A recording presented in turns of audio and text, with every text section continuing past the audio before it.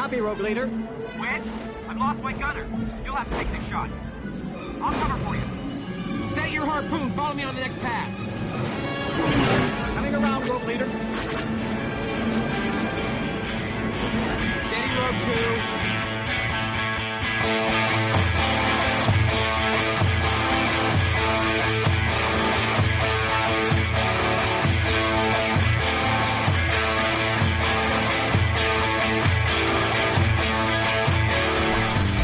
So JP, Yeah, Ron? this is our 37th episode. 37? Knew you would do that. What's sad is that I've been actually like, around episode 28, I was like, oh, I get to episode 37. I want to say 37.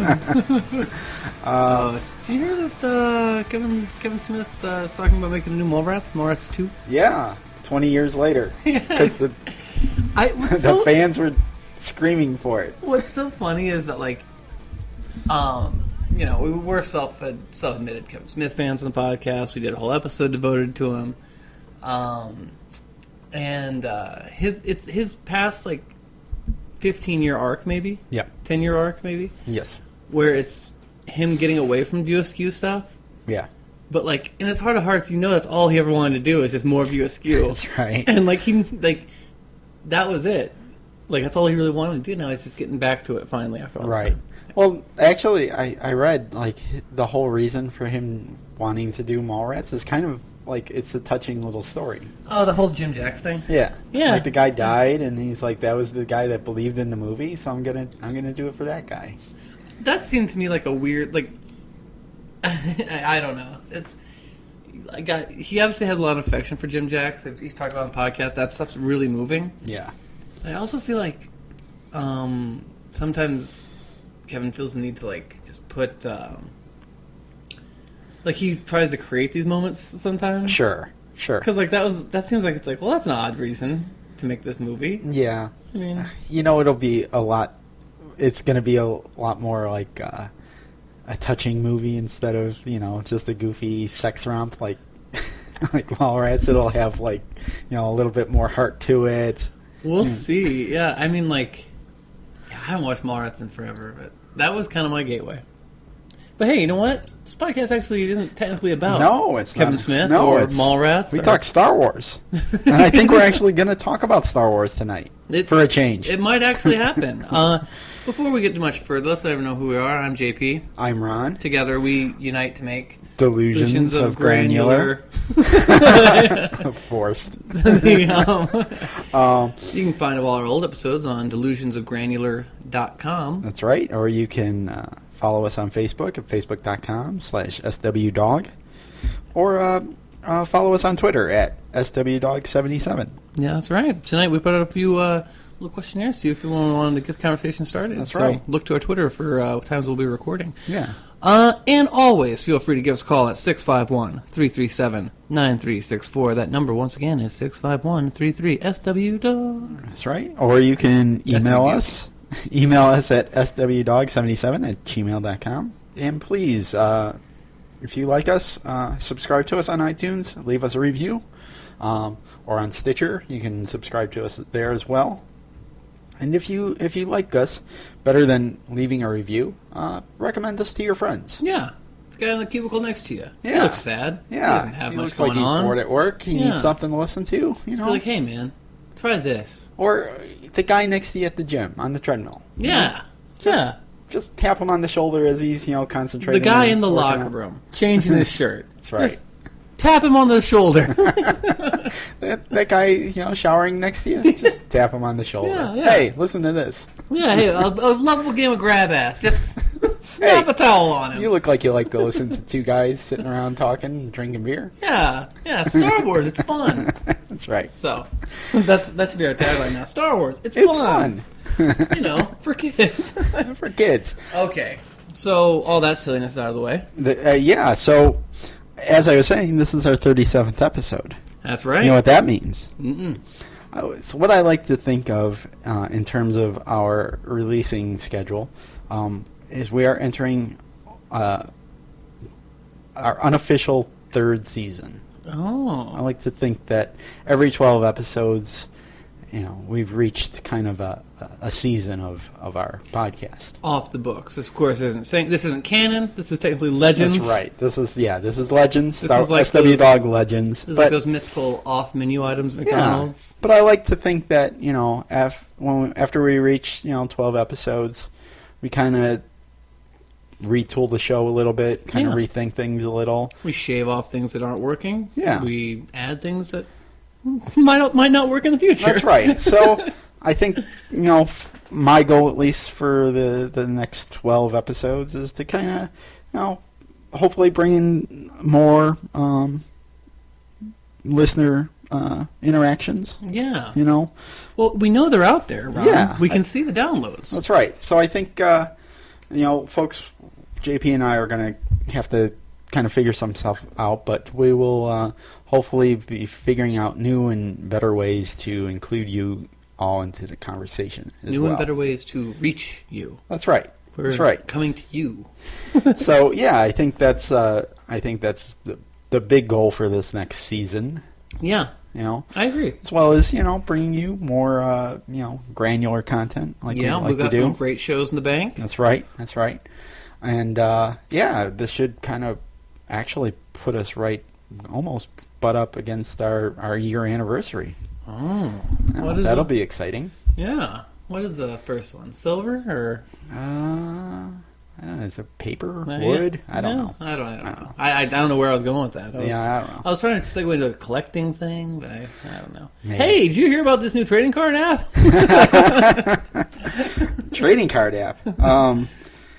So this episode we're going to, we've just kind of come off a run of a lot of themed shows. Yeah. Takes a lot out of us. So, this is going to be kind of our regroup episode where we kind of clear the house of, what's been talked about in the recent weeks as far as Star Wars news and rumors and the little bits and bobs have been left over. Yeah. Well, we just get to let our hair down for a little bit and kind of talk to you guys one-on-one. That's right. So this we'll call this our second edition of Watto's Cracker Barrel. Watto's Cracker Barrel. So I guess we should start with the big news. We've had some more movies announced. Oh yeah, that's right. Yeah. The spinoff we knew the spinoff was coming. We just didn't know what it was. Yes. Right? So now we have a title of it, and we have a release date. And guess what? Mm-hmm. We still don't know what it is. Right. The title's good to me because it's kind of intriguing. Mm-hmm. Rogue One is the title. This is the infamous, mysterious Gary Whitta project. Right. And I'm glad you actually called it by its real name, because I've noticed that most of the Star Wars blogs out there and podcasts or whatnot are getting it wrong. Yeah? Yeah. I actually had to go on StarWars.com to make sure that I got it right. Yep. Yeah. It's Rogue One. Not Rouge One? Well, it's not Star Wars, Rogue One. Oh. It's just Rogue One. Oh, okay. Which makes it even more vague. I thought you were going to go in the spelling error. No. Those are the same goddamn people that tell us that we misspelled our own name. That's right. Yeah, we just found out another term for our show. Granular? Oh, yeah, granular, dude. Granular. Totally. Yeah, I had to look that up on Urban Dictionary. Yeah. It's granular. Granular. Granular. I had granular stuck in my brain. Yeah. Yeah, so I thought it was kind of I thought it was kind of interesting that they're as far as Star Wars, StarWars.com is the official source for this news. That's right. That's the only place that can tell us what's canon and what's not. Right. Technically. And I looked up the name, and they're just calling it Rogue One. They're not calling it Star Wars Rogue One. I would be shocked if the word Star Wars did not appear. I don't know. Wouldn't that be bizarre? Because how would people know? How would you be able to tell that summer blockbuster that Tom Cruise was in that was called like Live, Die, Repeat, but was actually called something else? Oh yeah, what was that called? I don't know. It had that whole title problem. No one knew what it was called. Day After How Yesterday. could you tell that wasn't a Star Wars movie if it didn't? That wasn't a Star Wars movie?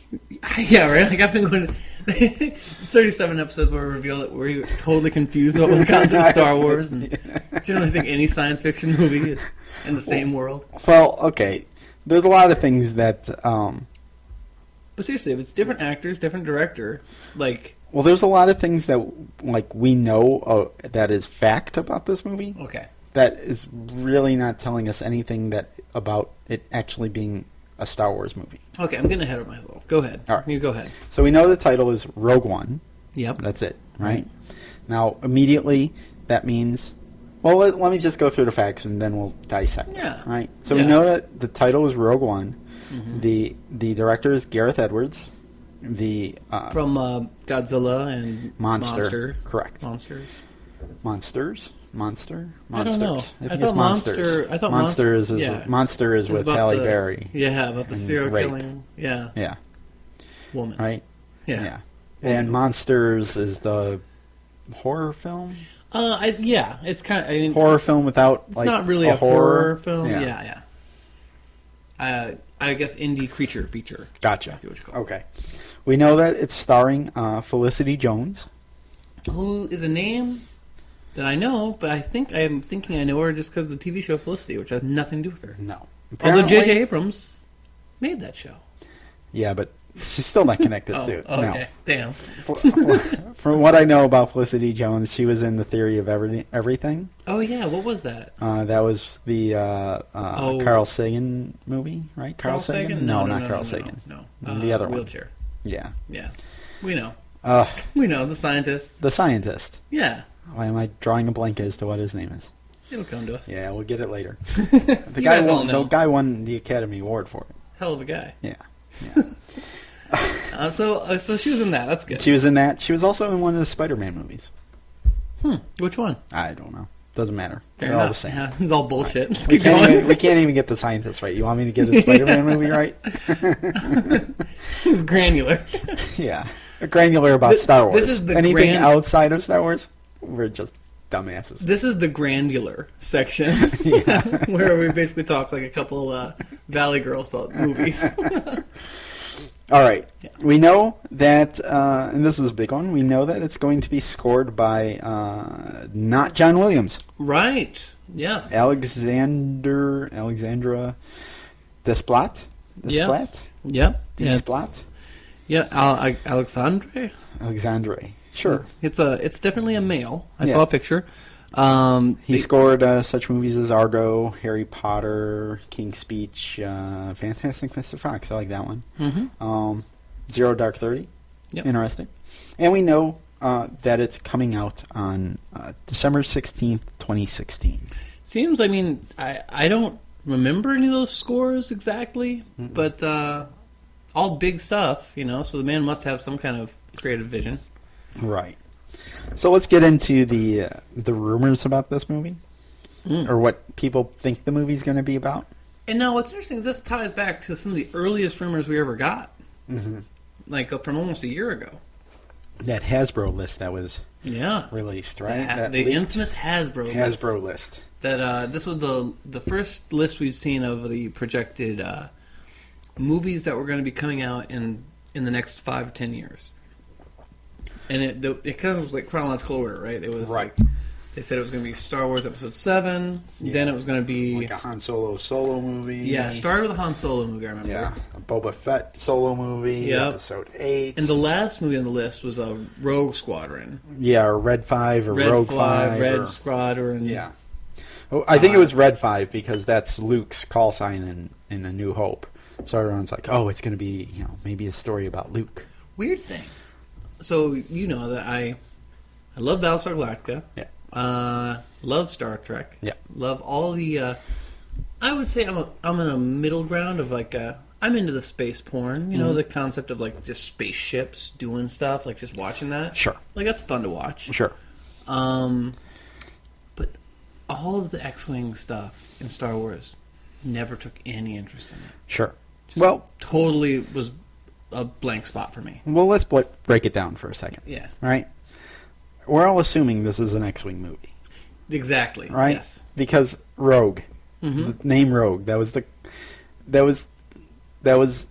red. It was the red group, like, Luke was Red 5 in Star Wars, right? Then in Empire, it changed from Red to Rogue, right? Rogue. Luke was Rogue Leader in the Battle of Hoth. Okay? And I believe in Jedi, Wedge became Rogue Leader in the Battle of Endor. Okay? So we're all assuming that because Rogue it was used in Empire and Jedi and in all of the EU books, now Legends, that Rogue One means it's going to be a X-Wing movie. Riddle me this, Ron.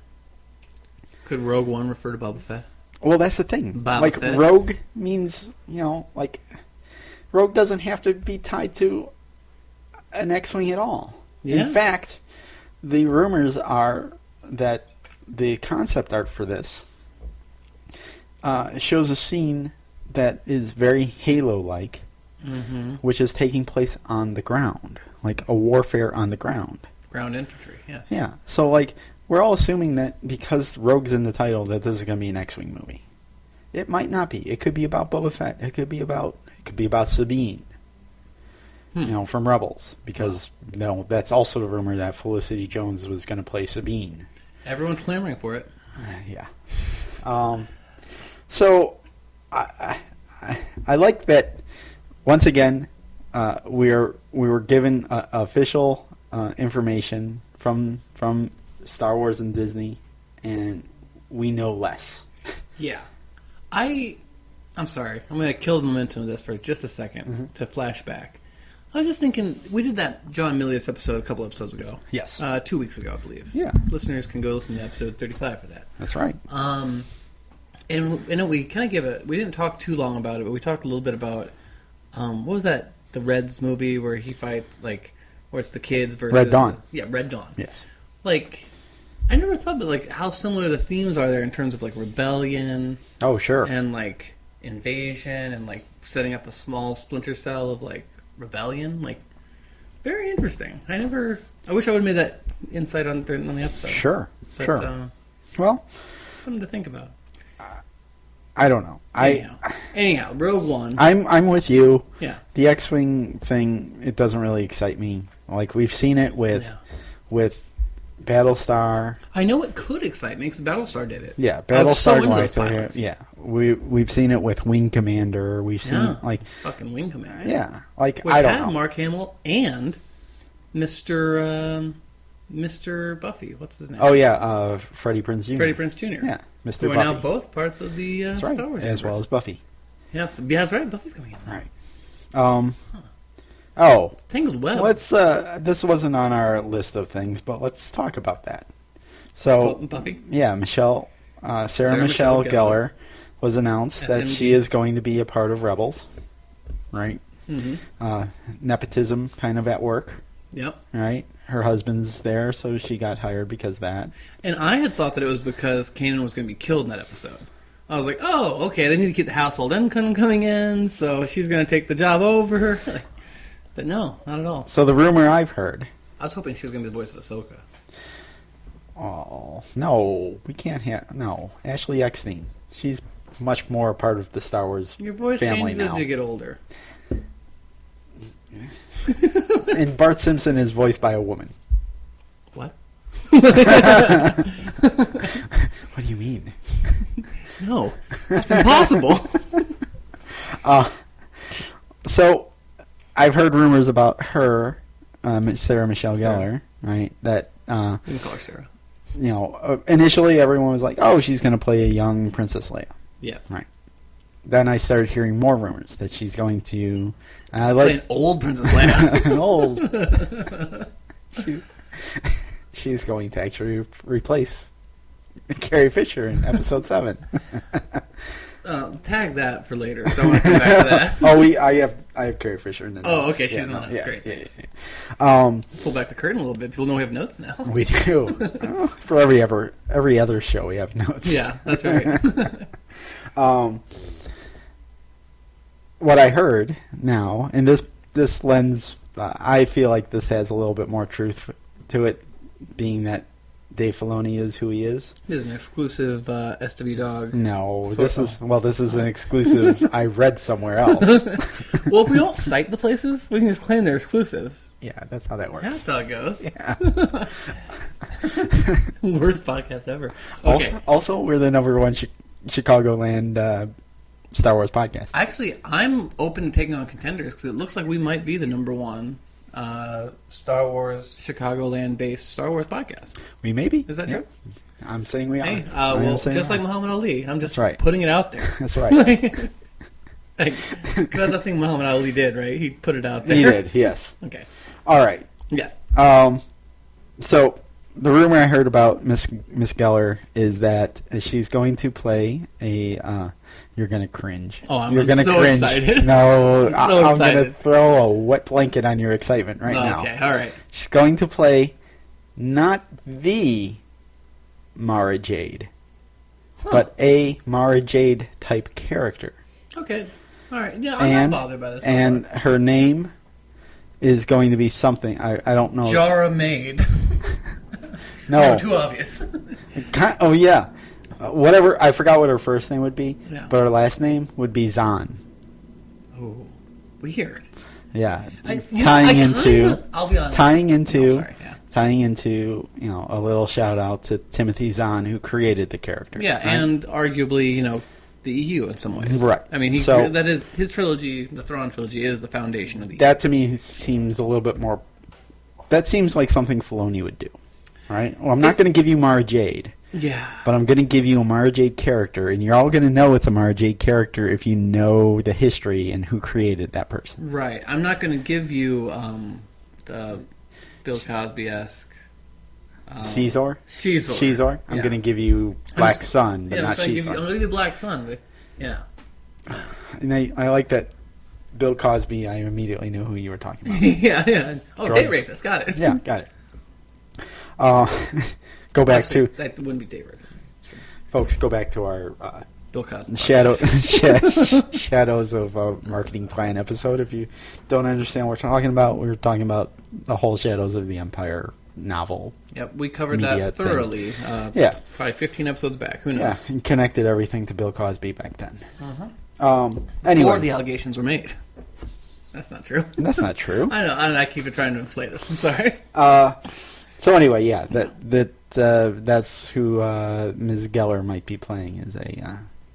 I'm not offended by that. That does feel like a Filoni move. Yeah. And who could, if it's a Mara Jade character, could be considered a rogue? Oh, no way.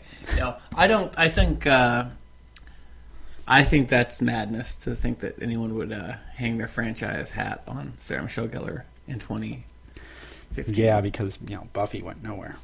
Well, Buffy worked out, but there's been a string of other things. What are you saying? Their marriage on the rocks? Is that what you're saying? No, I'm saying that Sarah Michelle Gellar has been in several shows that didn't quite light the world on fire post Buffy. Hey, R.I.P. Robin Williams. That wasn't her fault. Wow, I was heading that way. Still hurts. Still hurts. But wasn't it her fault? No. But yeah, I don't know. It would be shocking for her to take a lead role like that. I thought you were going to say that she might turn up in episode 7 or 8 as a love interest for Luke, which would be creepy because he's old enough to be her dad. But works. The more we know about these movies, the less we know. Mm-hmm.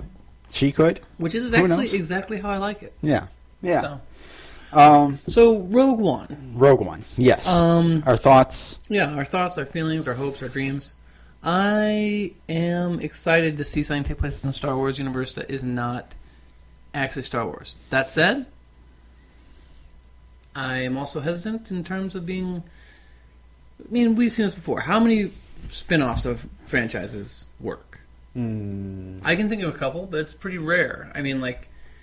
I would say that pretty much without argument, the X-Men spin-offs, such as the Wolverine movies, sure, not really. Right. They don't feel right. Sure. Something's not clicking. Sure.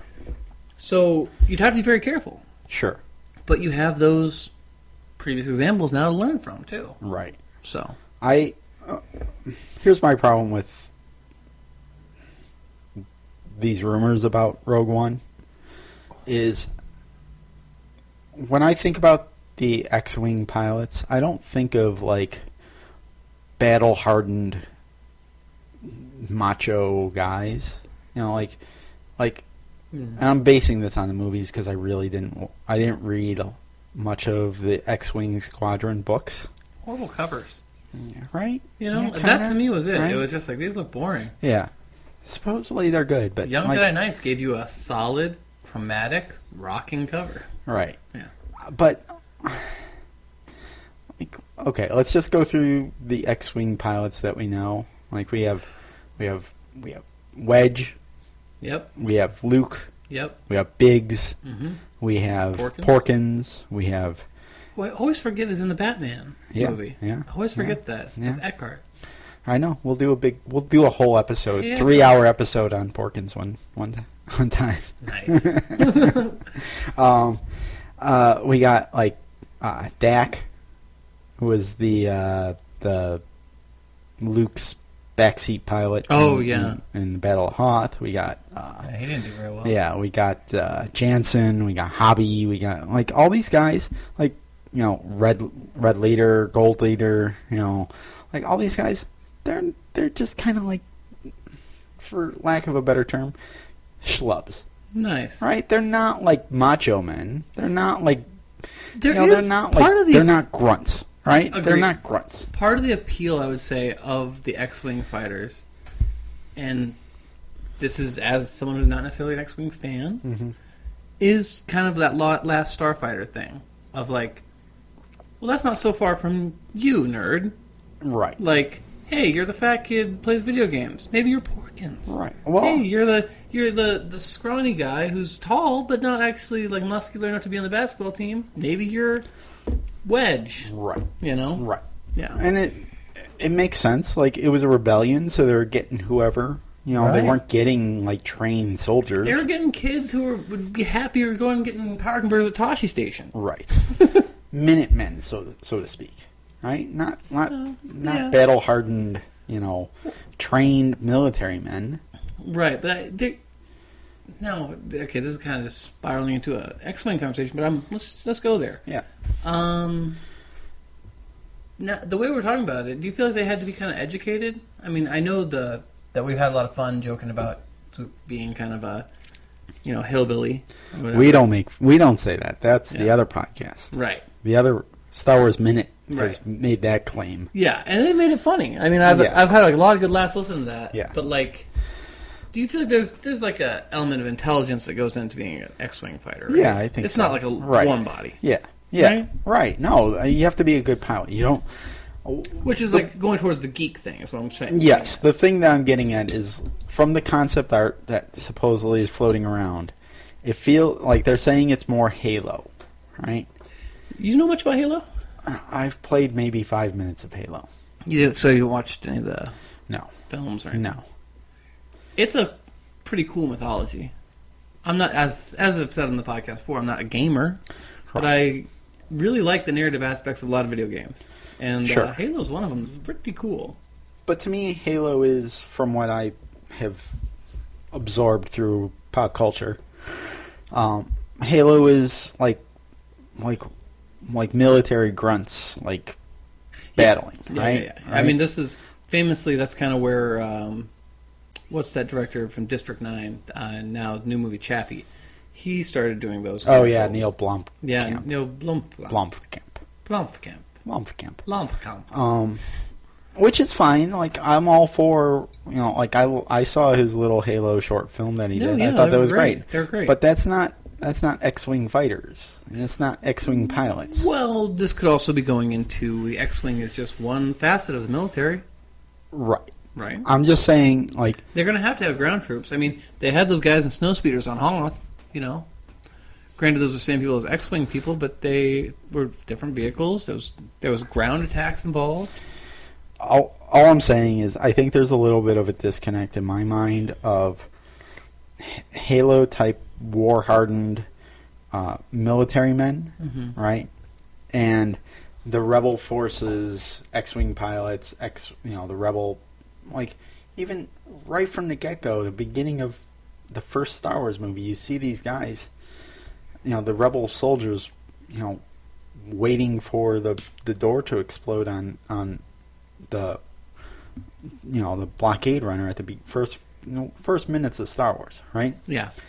One of the guys has like gray hair. Like this, like the rebels are getting like whoever is willing. No, I thought that gray-haired guy was Captain Antilles. No, that's the guy that got choked. Oh, okay. Got it. Right? Yeah. But granted, this was the 70s. This was a different time, different era. But how different was it? Because I was just going to say the same thing. Because I was just about to be like, well, Ron, it's a different world.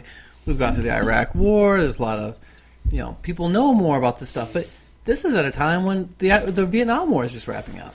It's true. So, so this was a time when you could actually turn on your TV, unlike now, and actually watch the war.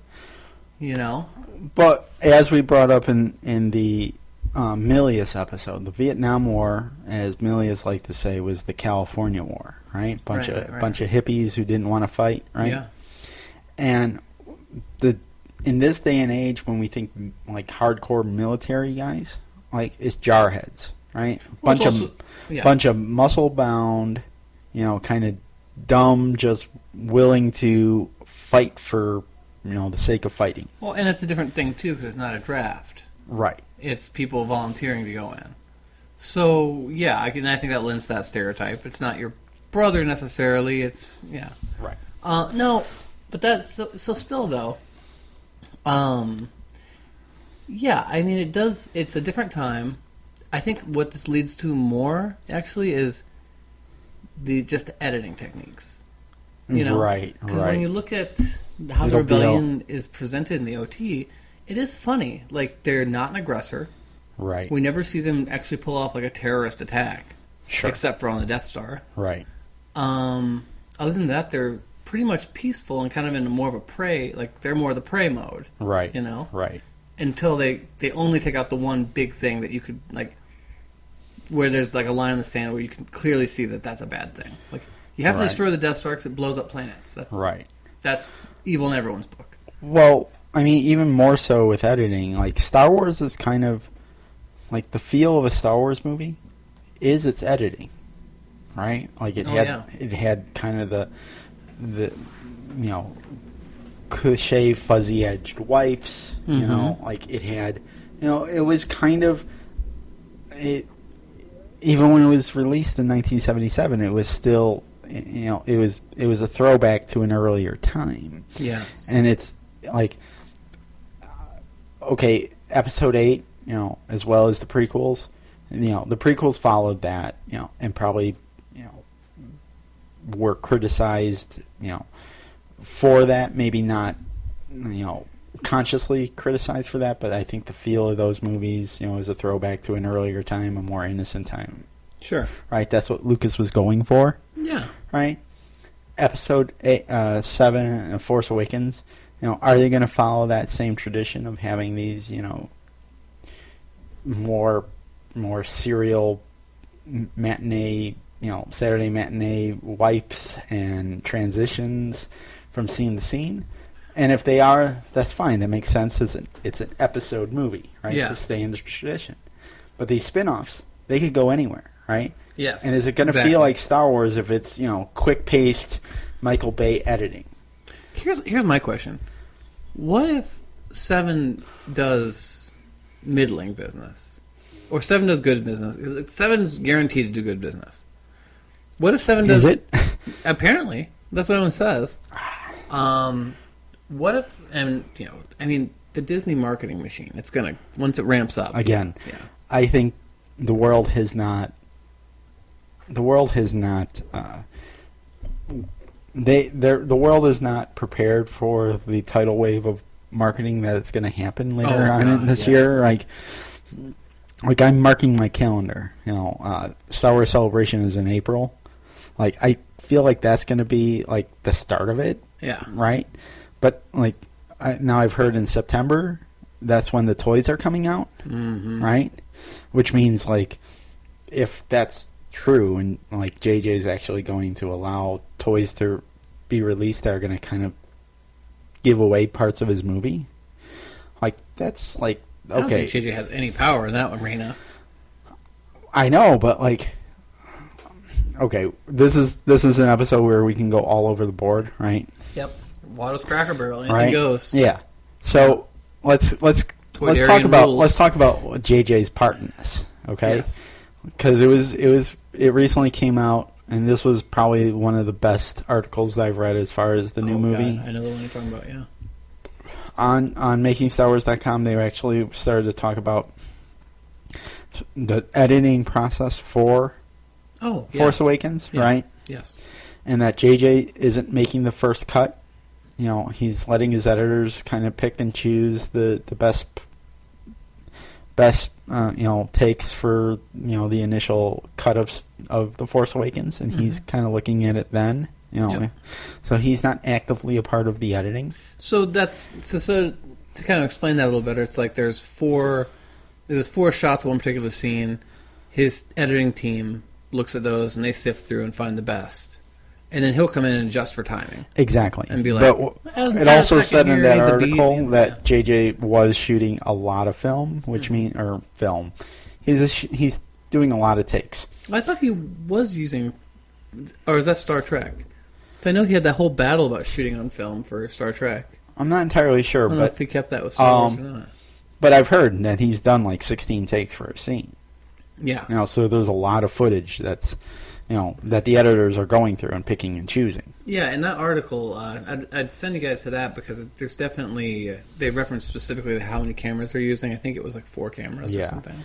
Which is always weird to hear that. It's like, yeah, that doesn't seem like that much. But going back to the secrecy and what he wants to reveal and what he doesn't want to reveal, like in that article it says that like the film is encoded with something that is like preventing anything from leaking. Yeah. Like, and let's face it, we can all speculate and talk about the rumors of The Force Awakens, day in and day out, for the entirety of this year. Mm-hmm. We don't know anything. It's what's cool is that, like, when they're taking these high-level security things, like, the reason other things leak is because, probably no one's going to care or no one's going to be able to prove that I'm the one who leaked it. Right. But when you're doing these high-level things where it's like, this is encoded with a special thing, we'll be able to you've signed these papers, everything that's going out is individually made for that thing. Right. Like, and the editors, I think it said in that article that the editors aren't even working on the same scenes day in and day out. Like they kind of alternate what scene. The next day they may be working on a completely different scene, and another editor takes over from where they left off. Yeah. And also they have to work naked.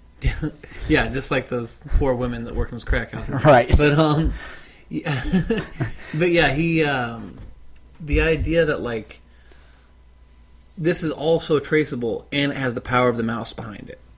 Where it's like you are dealing with a company that's pockets are limitless and is famously litigious. Like, and you have signed something that said that if I give you this, you won't talk about it. Right. And we have every way in the world to make sure that, like, if it leaks, we know who did it. Right. And it's like, I mean, it leads for they've done a pretty good job. We don't know a lot. Right. I mean, Delusions of Granular itself has we have 5 pending lawsuits against us right now. Yeah, that's why we're holed up in this mountain. That's right. This mountain stronghold. All right. Well, what else can we say about this? We still talking about Rogue One here? I don't know. Are we? We kind of transitioned off of that. So Rogue One, no one knows anything. We're kind of interested. Interested to see a new take on it. Yeah, I like to think that it has nothing to do with X-Wing pilots at all. Oh, that's what I was going to say though. That's sorry, we did get off track. What if the main Star Wars doesn't do so well? Oh, right. And this becomes big, like Transformers big. What, the Rogue One? Yeah, like everyone loves the feel of Rogue One because it's more modern and fun, and like the other one just feels kind of stodgy and people aren't into it. I mean, I guess that's a possibility, right? I mean, I think that's got to be at least in part why they're doing some of this, right? Right. Yeah. That, like, yeah. This is their way of like modernizing it without tainting the main storyline. They paid how much for Marvel? Like $4 billion. $4 billion. And they paid like $4 billion for Star Wars. Yeah. And one has a bunch of different varieties of genre. Yes. Star Wars just has Star Wars. Yes. So right now, I think they're kind of trying to diversify. Sure. So it's like, I'm sure they have a large plan in place for this. We just don't know what it is, and all we can do is speculate. This might be a good place to start talking about the books, because I think that's also a place where they're showing some diversification. Well, let's weave one little thing in there before we get to the books. We can get to the books. I'm sure we'll be able to transition to the books, but you did mention that they paid $4 billion for Star Wars, right? And that $4 billion went to one person. I guess. Yeah. We assume it went to pretty much just one person. That person is George Lucas. Yeah, who knows? Yeah. And we now know what George Lucas is doing with that $4 billion. Oh, that's right. He's going to comic book stores and buying Star Wars comic books. Staying up on what's happening on Spider-Man. I like this picture. Did you see that picture on the internet that came out like a week or two ago? Yeah, just last week there's someone, don't know where it was originally posted. I guess Midtown Comics, probably. Yeah, probably. Midtown Comics in New York had a George Lucas sighting. He was there buying comics. Yeah, he pulled up in his limo, got out, wandered around. Did he come in a limo? Seriously? I assume so. Oh. Or either there, I don't think he took the subway. Yeah. But yeah, he stops into the comic book store and he's like, I looking for the latest Star Wars books. Do you have those? So that little that weird little breathy laugh he does. Right. And then somebody saw that it was George Lucas and took a picture of him, and once again George manages to look shell shocked. How great would it be if they just hired a new kid and the kid is like, oh, you don't want to read those. They totally fucking suck, man. Try some Grant Morrison. Try some. I like that everyone assumes that he went into the comic book store to buy Star Wars comic books. Yeah. I was like, what if he's just looking for the latest Spider-Man? Or Hustler. How do you guys sell Hustler? Unaware that there's such thing as internet porn. I don't know. I like the idea that he's kind of like... Have you ever heard that Louis C.K. bit about divorce? Mm-mm. About how, it's this whole bit about how divorce is marriage is like a time machine. Yeah. That, when you get married, you get in a time machine. When you get divorced, you step out of it. Okay. But it's a really shitty time machine where your body continues to age. Oh, right. And, time passes and you think as it happens. So it's basically like you just step into a box and then, 15 years later, step out of a box. I like to think that's what it's like for George Lucas. He stepped into the box in 1977, and after he sold it, he stepped out, and now he's like, oh, there's a whole world out here. I like to think that George is just like us. Yeah. And he is just dying for any kind of new Star Wars news. Oh, and that the $4 billion that he received, he did not get, they're not telling him anything. They're like, George, you get this money, but we're not going to tell you anything about what we're doing. And he's just jonesing for new Star Wars content. So he's just like, I gotta go buy these comics. On the one hand, it's do you think he misses someone being pitching him here in this new video game there's a storyline that, Darth Vader's got a clone and blah blah blah, and he's just or do you think he misses that? It's oh man, I wish someone would try and pitch me a story. Or do you think it was just after fucking 20 some odd years of that, it was just I don't care. There's that great story about that video game they're working on that got shut down. Yeah, the 1313. Yeah, him walking in and they've got the game pretty much done. We're doing final rendering things, and he's he just comes over and is who's this guy? And it's oh, that's Darth Danger. Sure. Danger Darth. The worst Danger Darth. The worst guy. And it's and he put the Darth Maul action figure next to him. It's these guys should work together. They should be friends. And then it's everyone in the room's well, according to canon, they're 10,000 years apart. Yeah, that's classic. Yeah, so George is wandering around New York, buying comics. Yeah. He was spotted at a Starbucks here in Chicago, wasn't he? No, but he was caught on tape. That's right. They were filming some kind of documentary. Had absolutely nothing to do with Star Wars. It was Chicago architecture, and George wanders into frame as they're shooting this. Unbeknownst, apparently George, all his experience making movies, he still can't recognize what a camera is. We should put that link in the show notes. We should put that on the website. So go to delusionsofgranular.com. You can take a look at that video. It's great. It's pretty funny. Yeah. I like the fact that George still can't recognize what a camera is. Yeah. What's that? Oh, all right. So, before we get into the books talk, since we're talking about comics, yes, let me do my quick rundown of where we're at with the new canon Marvel comic books. Yeah, Ron. So I think it's fair to say I'm a pretty big comic book reader. Probably maybe a little more so than you are. Yeah.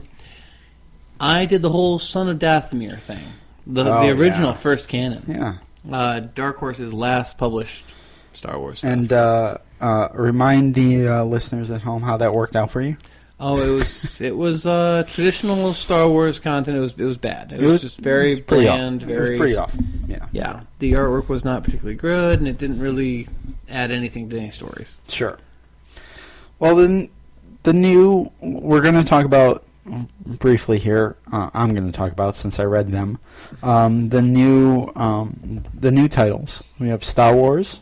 So from Marvel. Marvel titles. We have Star Wars as a title. Mm-hmm. Darth Vader is a title, and Princess Leia is a title, but it's a mini-series. It's only going to last 5 issues. And should we say that this is a lot riding on this in the comic book circles, because Marvel originally did the Star Wars comics back in the day. That is correct. This is the first time they've done Star Wars comics since back in the day. Correct. Since the OT.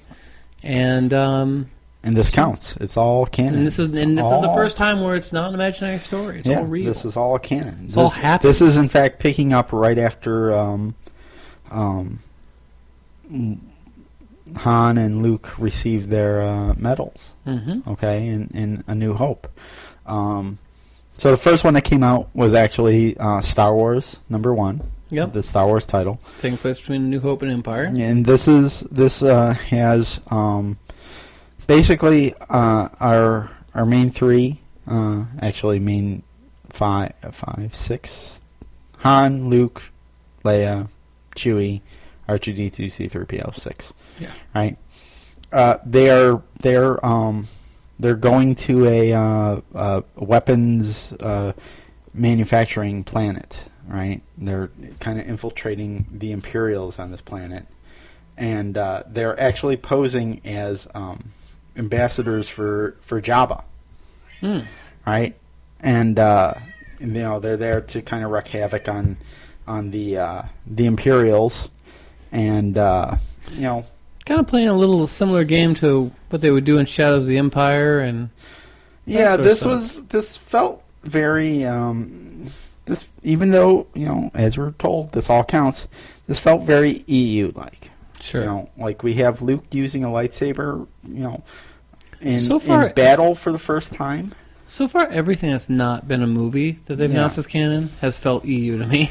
Well, so we have, Han, Luke, and Leia. They're kind of infiltrating the Imperials here. We have Han actually, kind of, being a smartass to one of the Imperials there, and Luke and Leia are behind him, and they're, they go into battle with some stormtroopers. Luke wanders off, finds some imprisoned creatures. Feels like he needs to rescue them. Looks like a Bib Fortuna there.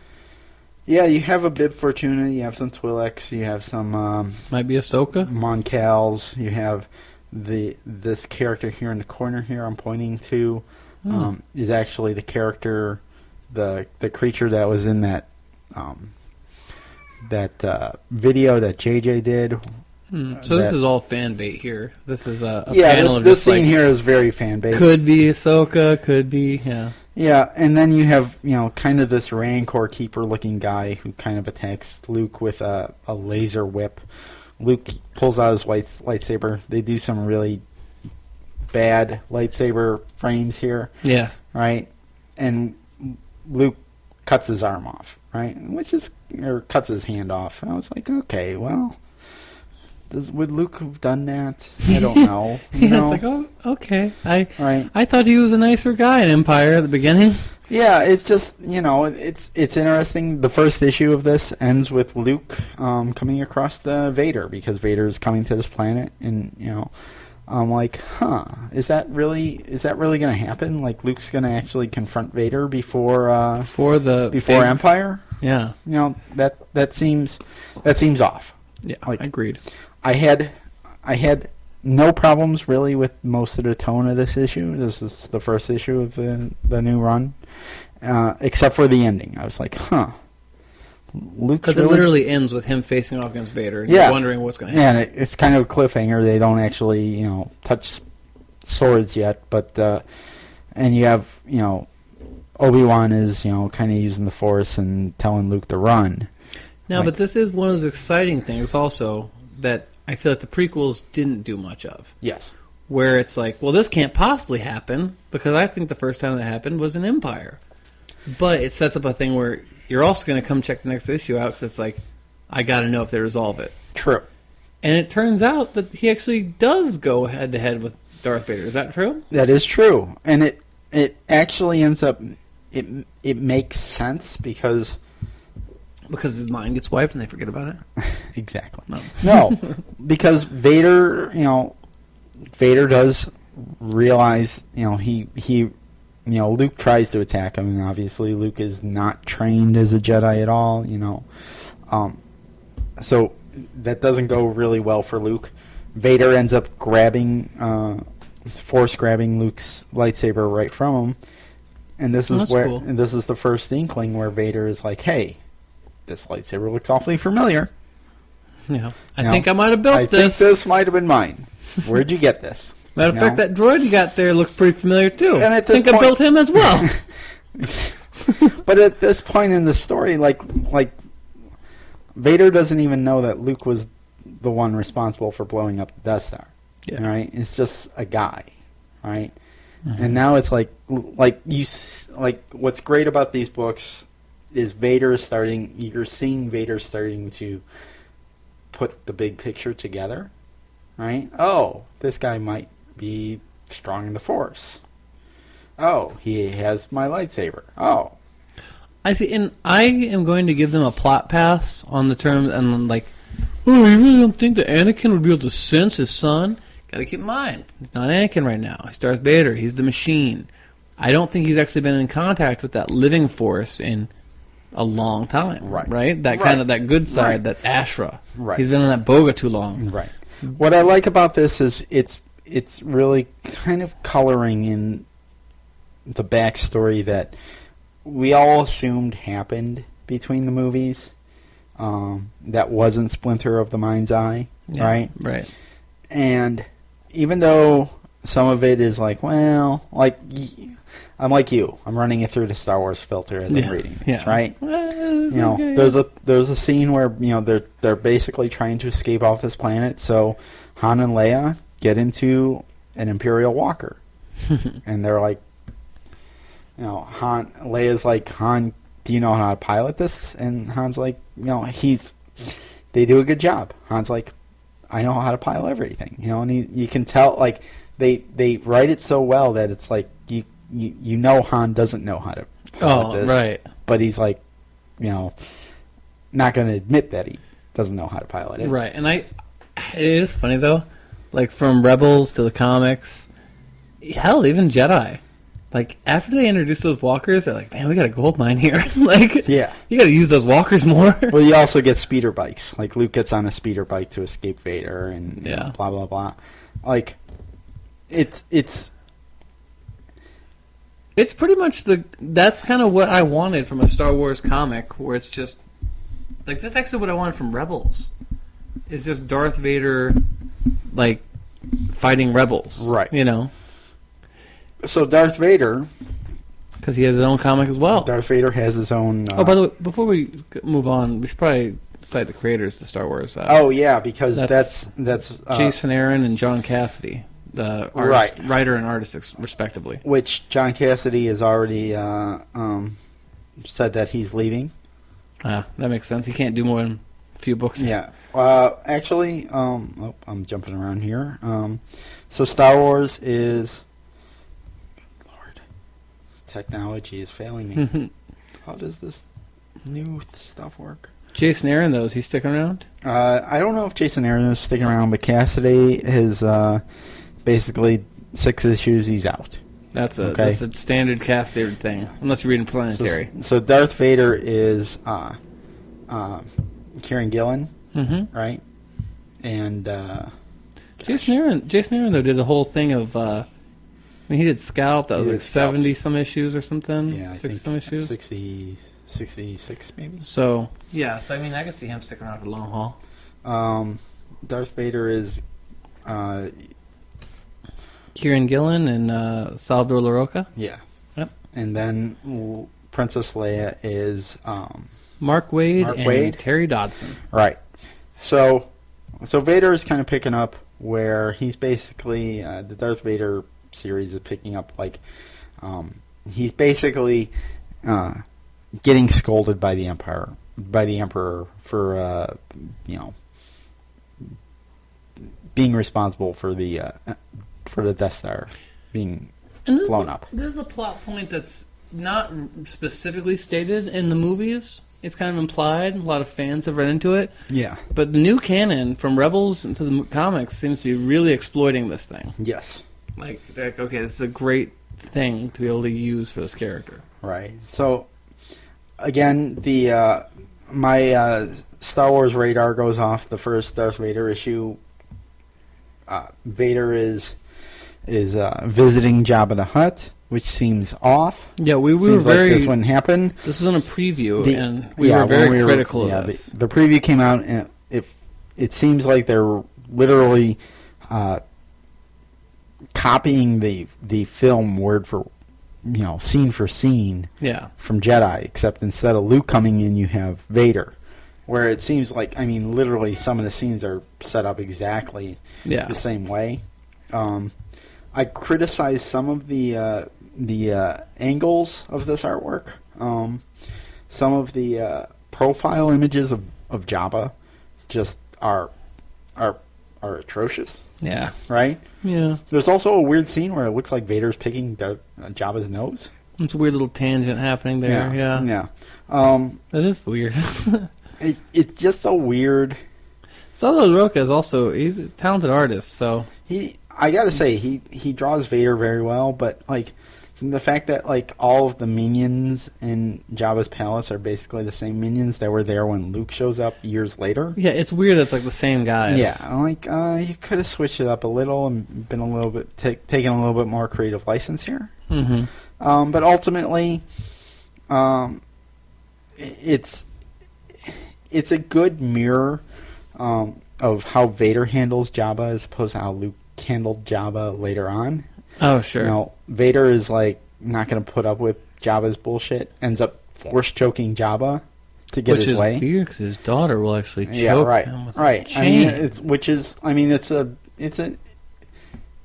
It's a nice callback, and as well as a mirror of how Luke didn't handle Jabba. How do you feel about that kind of reverse foreshadowing stuff?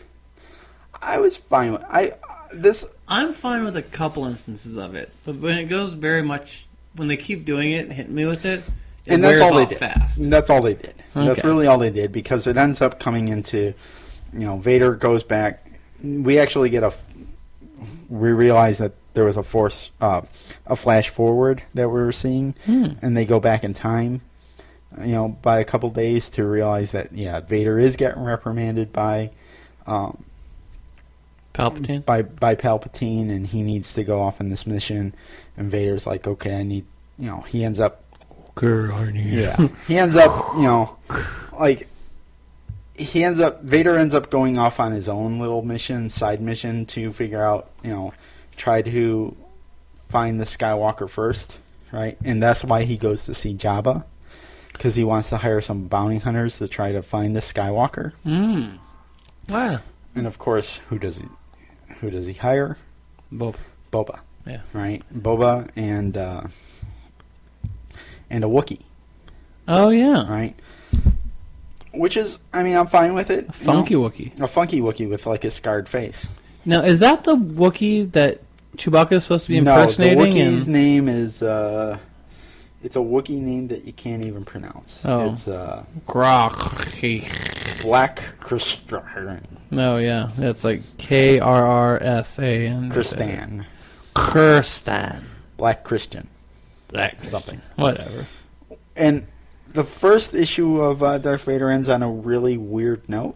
Mm-hmm. Vader went back to kill even more Tusken Raiders.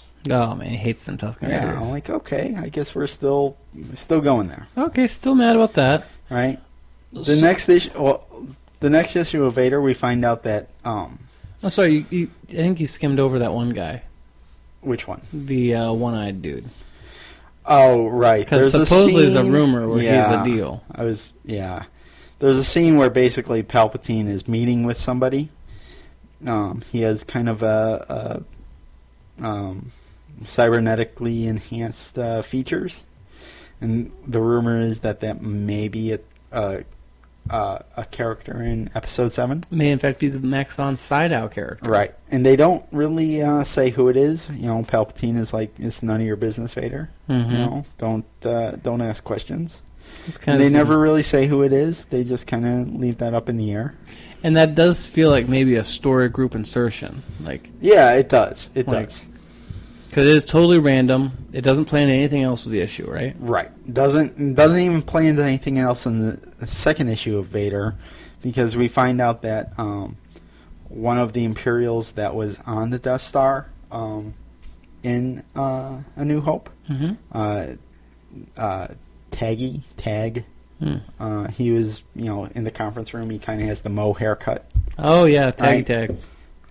We find out that he actually survived. He got off the Death Star before it blew up.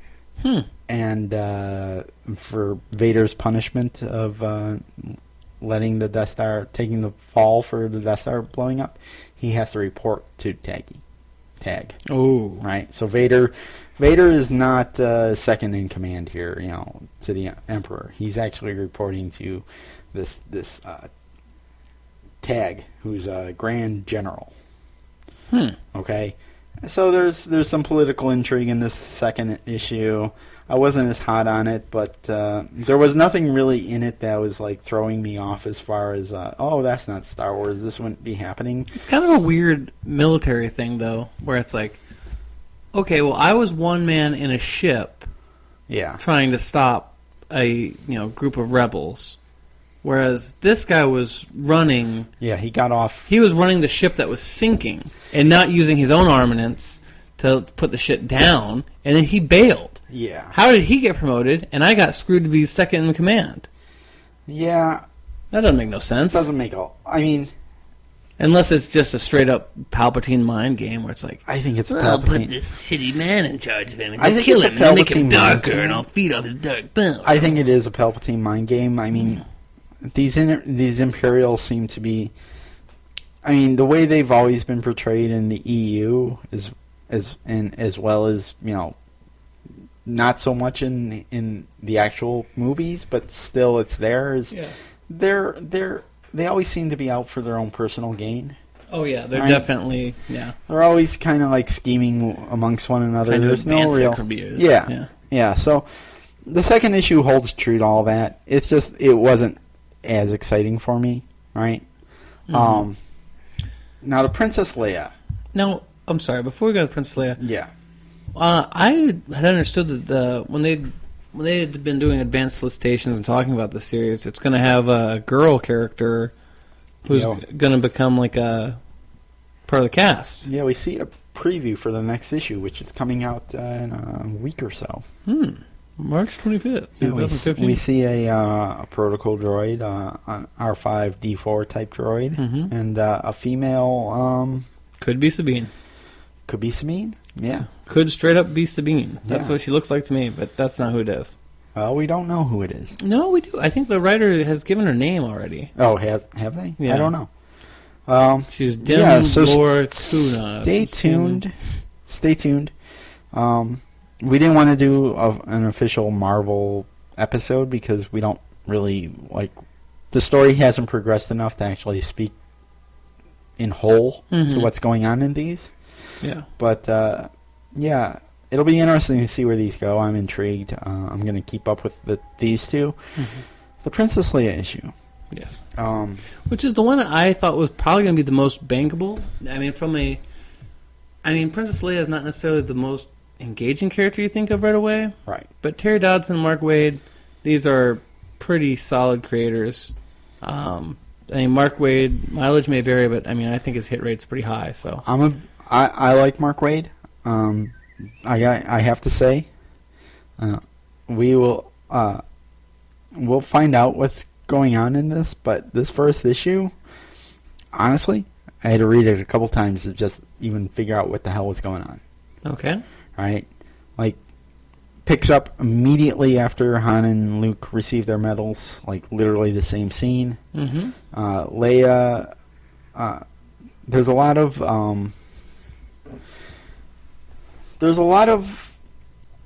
a whole undercurrent of Leia being not grieving for her blown up planet.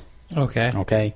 And everyone's kind of concerned with that. She's kind of, behind everyone's back. She's like being called an ice queen. Mm-hmm. She has no feelings. We meet another woman, an X-wing pilot, in fact. This is a really pretty book. Who is from Alderaan. Yes. The art on all of these, mm-hmm. like, out of all of them, the Princess Leia book is the best. Right? I mean, just looking through them as we've been talking, I think this they're is the not best. As concerned about following the actor models. Yep. Right? They're really letting it be a comic book. Leia is really, it's Leia, but, like, they're taking a lot of liberties with her. Yep. We got a girl X-wing pilot. We got a girl X-wing pilot who's also from Alderaan. That X-wing was great. It was a well drawn book. The storyline is a little goofy. It's only 5 issues. It seems like they're basically Leia and this other woman who's from Alderaan are going to go and search for other survivors of Alderaan. Mm-hmm. And that seems to be the main gist of this book. Although that's kind of a neat hook. Yeah, although it takes a while for that to actually sink into what they're doing. Okay. Because there's a lot of like what's not being said, and you have to kind of read between the lines. Because this woman doesn't really trust Leia because she's so cold. I will say that is a penchant of Mark Waid's writing. Is sometimes he will get too smart for himself in certain presentations. Does feel like that. That's a good way to sum it up. Famously, he did when he did one of his reboots of Legion of Superheroes, there was a whole scene, a couple pages, where 2 characters were talking to each other, and they were in the same room or just a room apart, but they were doing it by like a voicemail or by a voice text thing. Okay. And like it was confusing everybody as like to what was happening. People thought there was a word balloon issue, and he was like, "No, the whole point I was trying to make was that this is a society where they're more comfortable talking to monitors than actually looking each other in the face." Sure. And like, so that seems like the kind of. In fact, there is a bit of that going on in this. Like, mm-hmm. there's a kind of a conversation over comlinks of this female pilot kind of talking to Luke and Wedge, who are in their X-wings, and what she's saying is not actually what she means. Oh, sure. So you're like, until you get to the last panel, you're like, I get it now. So it's a comic book you actually have to read. Yeah. So don't be scared off, folks. Yeah. This might be a good one. And so far, just looking at the pictures, I think this is the right. The only problem I had is the ship that Leia and this woman are in, whose name is Evan with 2 A's. Evan. Oh, she must be a clone. Yeah. Seems very un-Star Wars-like. No, well, it kind of seems a little prequel-y. Yeah. It seems very odd when there's an X-wing right next to it. It's like the trouble is when you have something that's like designed so well as an X-wing. Yeah. Putting like made up StarCraft, like generic StarCraft next to it, it just doesn't hold up. Yeah. It's the only real problem I had with the art on the book. Like you got to get someone like like the Cam Kennedy when we did the Dark Force Rising episode. Right. The ship that they're flying Dark seems Empire. a little bit too sleek for the era that we're in. Yeah, right. And it also doesn't seem like it doesn't actually seem like a prequel ship either. No, no. It seems like generic spacecraft. Yeah. But stick with it. Hey, nice try, Terry. Also, Next there was time. a weird scene where a holograph is actually projecting another holograph. What? Or a hologram. Yeah, I'm a looking at that hologram now. is a hologram. R2 is projecting a hologram, and General Dodonna is like doesn't realize that R2 is a hologram projecting another hologram. It was This is a weird goddamn Inception. This is the only right. It's the only thing that could ever happen in a comic book. Jesus. Right? Like, oh, I didn't realize that you're not real. I didn't realize that you're not that stupid liney. There's no bad reception here. This is a really good hologram. Best hologram we've seen in the entire franchise ever. HD. Okay, so that's the comics. How do you feel about them? They look like they're a good produced product. They're better than we had anticipated. Mm-hmm. My concern would be that they're all in the same time era. In the same time era, it takes place. You now have. Well, we're going to get a new one. Right. Well, Kanan is coming. You have 66 pages a month being produced about the era in between A New Hope and Empire. That's all I'm saying. It's a lot of content. It is a lot of content. I imagine that. The Princess Leia one is not going to continue on. Right. And it's going to be swapped in. Right. And I would imagine that the Star Wars title itself is so general that they will be able to skip around to different time periods. Sure. Oh, yeah. Right. As well as Vader, but I mean, obviously Vader's time period is a little bit more limited, but it's just weird how stodgy they are with Vader and Rebels. But like then it's like he can have his whole title where every month we just explore what he's up to. Isn't that weird? It is a little weird. There was actually even a scene where Vader's helmet got knocked off in battle. Yeah. Like, really? It just falls off that quickly? Really, yeah. It looked like it was like when they put it on him, it made a little noise. Like yeah, it's like vacuum sealed. Yeah. So there's more books coming. No, that's right. That's. Oh wait, well, sorry, we didn't finish up. They're going to do Star Wars Canon. Oh yeah, right. Kanan, and that's obviously going to take in the prequel era. Yep. Because he's going to be a Padawan, well, still alive. Be that no man's land in between prequel and New Hope, right? Well, I mean, I guess it'll take place pre-Order 66 because his master will be alive, I assume. Well, I think this is them trying to survive Order 66, right? Yeah, but I think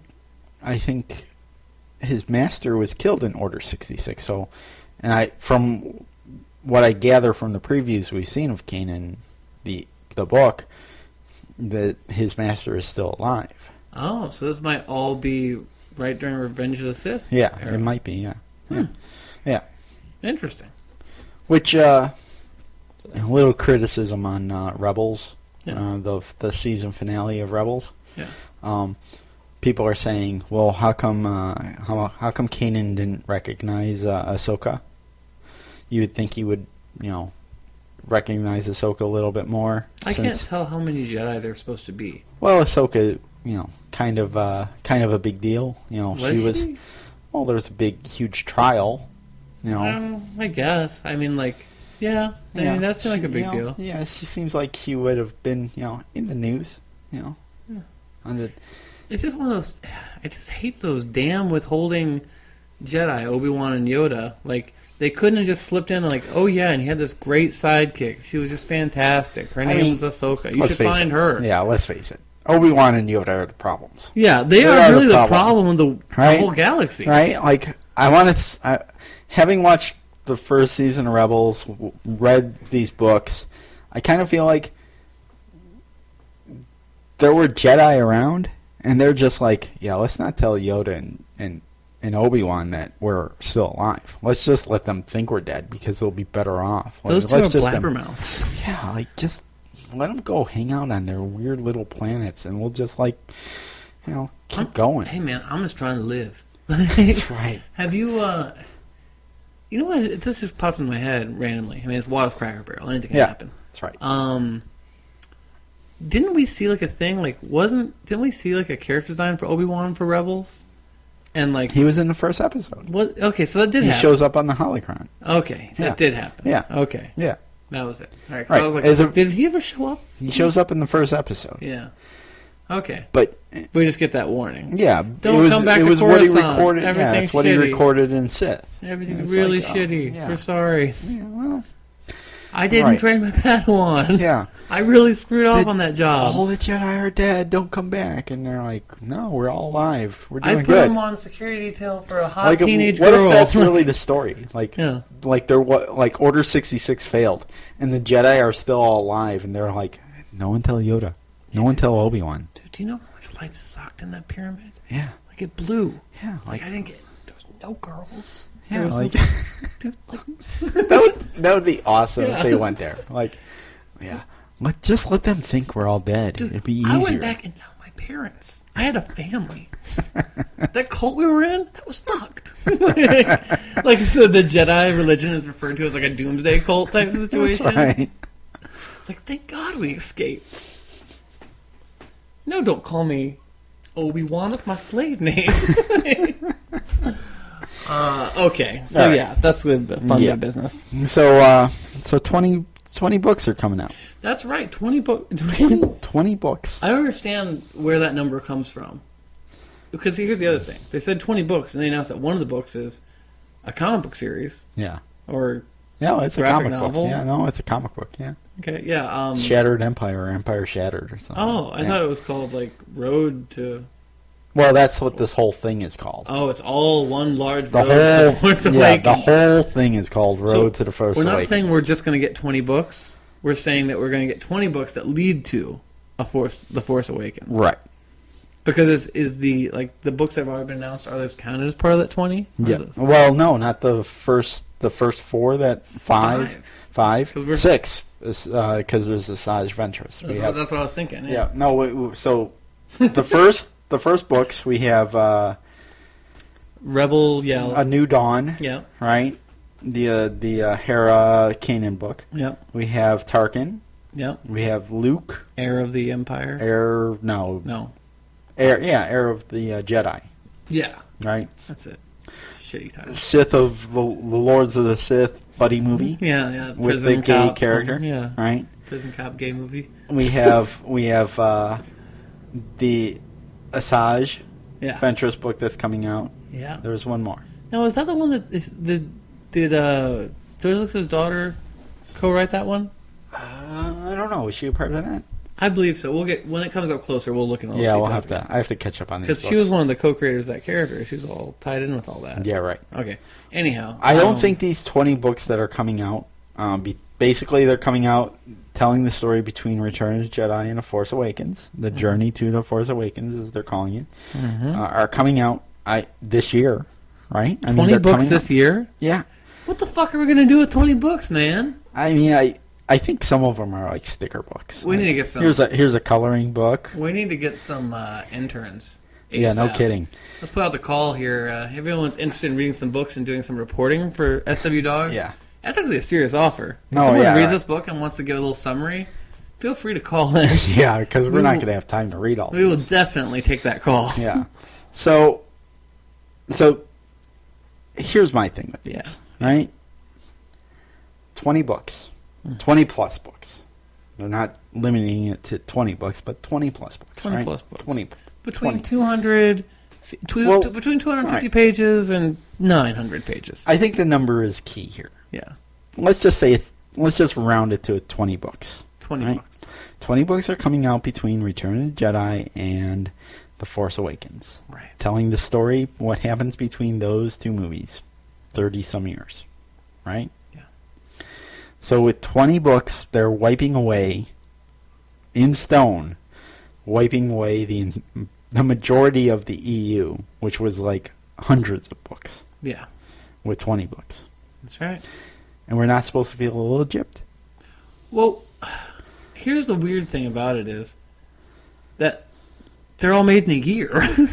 Right. Like, yeah, right. That's like just rush them out. Yeah, it's like, okay, here's all this shit that happened in a year. Right. And it's like, can you even edit 20 books in a year?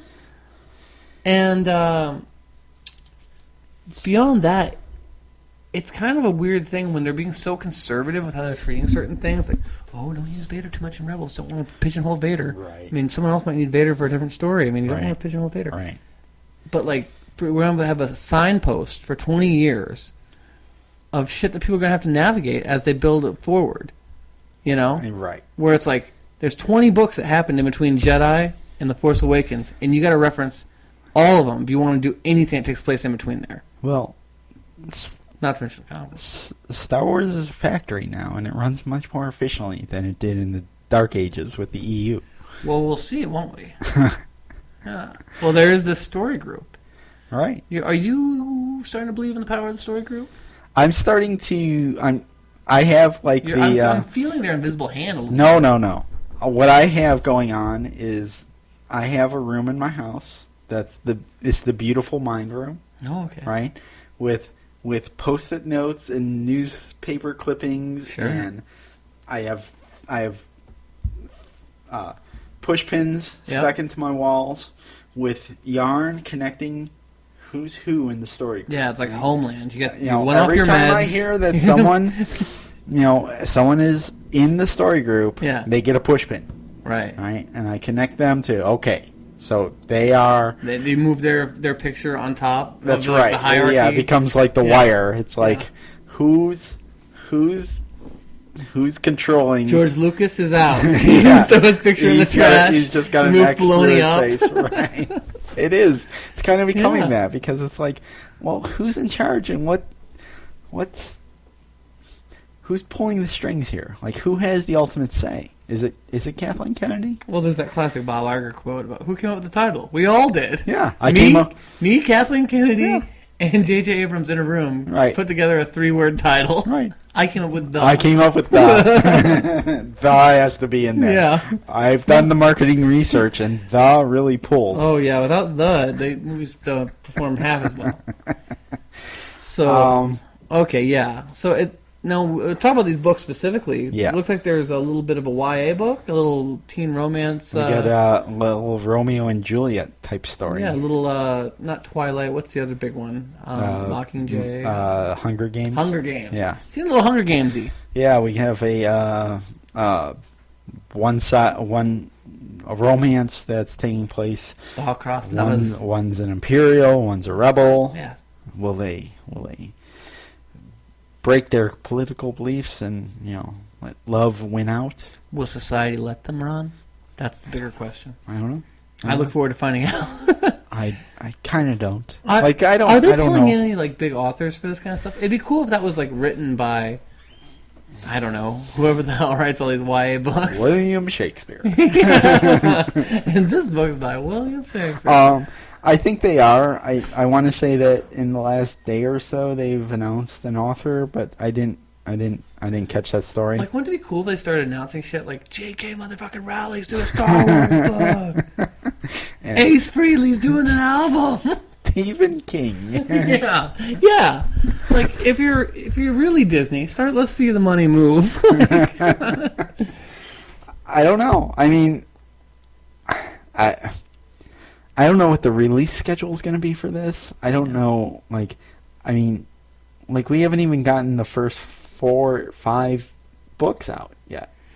We're still waiting on 2, and all of a sudden they're like, oh yeah, and there's 20 more behind that. So every other week we're going to get a book until Force Awakens comes. Yeah, and I love Star Wars, Ron, but I believe it or not, I do read a couple other things. I mean, honestly, how am I going to do this? This is the tidal wave. This is part of the tidal wave. Yeah. This is it. This is what we're going to It's crazy they're generating that much content. 20 books. It's funny that the start of the tidal wave is the books because nobody reads anymore. Game of Thrones.org. You know what? I take public transportation all the time. The amount of people I see reading on the Chicago L that I used to see 5 years ago, 3 years ago. Has it dropped? Oh my God, yeah. Really? Yeah. I still see quite a few readers. Big time. So. I don't. It must have been very, very high literature. I must be. like trail off there. I must a very high literature rate. I must be on the illiterate train. The blue line. Yeah. Yeah. Well. Wow. It's got its own problem. Okay. So, are there any other book tidbits we have? I don't think there's much more than we can speak about, other than they're really making a play for these girls. Get ready to, big like time. Every new thing, it's like, and here's your girl character. Yeah. Like Darth Vader, here's your girl character. Yeah. You know, but don't expect action figures because no. Yeah, it's like, well, we understand the market also. Right? Yeah, the realities. Yeah, right. It is funny though, because Disney's so good about like girls. You know, like Disney World is so the princess culture and everything. Yes. Yeah. So I think that's probably a good thing, long term. Sure. All right. Well, sure. Moving on. Yeah, I'm just going through the list here and trying to I don't know. We've heard a description, a alleged description of the next trailer, the first real trailer for The Force Awakens. Okay. I don't know. Part of me, I don't even have a heart to click on this link and go through it. I know. We're gonna see lightsabers. We're gonna see the meat. We're gonna see the old three. The old three. We're gonna see the old three in the next trailer. Now this is something I wanted to bring up in the comics, but I was holding my tongue. Yeah. You said it just right, Ron. The old three. And then what we're talking about here is Luke, Leia, and Han. Yeah. Here's Harrison, the deal. Carrie, and Mark. Here's the deal. They're pushing these OT comics. I guess it's part of a bigger strategy. I don't know what the strategy is. Because it's certainly cognizant of the fact that there's not new readers there, right? Right. Like, this is all playing towards, the older fans. The older fans. Because if you're a kid, what do you want with... I don't think it's that exciting to be a kid. I don't know if you connect with someone that you can see pictures of them as an old person. You know? Right. Like, how cool is Han Solo when you can see pictures of him as an old man with a little Calista Flockhart? You know? Well, it's like... Harrison Ford is what, 70, 71, 70, yeah. He's held up great. Right? I mean, he's in good shape. And apparently he was okay from that crash. Go Harrison. Yeah, well... Yeah. But, we'll get to the crash in a second, but, I don't know. It's ageist, right? It's kind of ageist. I don't want to see it. I want to see it, but I don't want to see it. Well, right? How distracting is it going to be? My issue is, we had a little beta run in 2008 with the Indiana Jones. Yeah, right. Right. I think that could have worked. I think that was a problem that wasn't Harrison's fault. No. Granted, that was also 8 years ago. 6 years ago, 7 years ago. I'm fine with it, except for the fact that in my mind, the Han Solo character could never live that long. Right. What could he do? Right. And to reach that age. Right. He wasn't going to be happy being some kind of admiral or something, He wasn't going to be... He wasn't going to marry and, just be happy out not doing nothing. He just seems like someone who's going to, he's a rogue. He's going to die. He's gonna Rogue die. One. Yeah, Rogue One. It's about his clone. Right after he dies. His first clone. But, yeah. I mean, out of the three, for some reason, I feel like Mark Hamill is, the easiest one to be okay, I can... Because the old wizard. Yeah, There's an archetype for that. Right. That's the thing. There's an archetype for it. Yeah, right? There's not an archetype for, There's not an archetype for a smuggler... turn good. Well, there is, but it's sad. It's like the high school cool guy. Right. It's like the Fonz is an old man. It's oh, it didn't work. And Carrie Fisher. Hollywood has no archetype for women over 40. Well, that is the sad truth. That's the fact. That is the sad truth. It's like everyone in Hollywood scratching their heads did the other ones have kids? Because she's got to be a grandma, right? I mean, that's Yeah. You go from being a hot 20-something to a mature 30s, and then you're a grandma. That's all there is in Hollywood. So she's going to be a grandma. I guess. An ass-kicking grandma. It's... I don't know. If she I don't fires know. up a lightsaber, I'll shit my pants. If she'll fire up a lightsaber to like light a cigarette. Yeah, I could see that. A Virginia Slim. I don't know.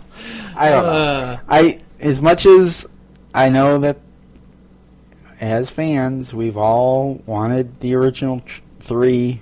Well, we wanted Billy D in there too. We all wanted him in there. Like, we were like, pause and think. Is this what listeners? You want? Like, yeah, pause and think at home. Is this what you really want? Look at him. Here's the thing. I do want it because regardless of the movie's good or bad, it'll be good to see them as characters. Right. But is it going to be distracting? Maybe. Who cares? I'm totally fine with that. What I'm saying, what I have more of an issue with is like people pushing books and movies and like our books and comics and stuff on me about these OT characters, which I'm into, but it's like, what kid's going to be into any of this? Well, but of course, once the ramp up starts, you won't see these Luke Skywalker comics as much as you'll see these Poe Dameron comics. So. That's the thing. Yeah. That's the thing. I think that that's what the 20 books probably is a transition. This 20 book announcement is really kind of the death knell for the original trilogy characters. Yeah. You know, like when I had thoughts that they were going to, okay, we're going to jump forward 30-some years to The Force Awakens, right? Mm-hmm. To pick up where Luke and Han and Leia, where their story is now, right? Yeah.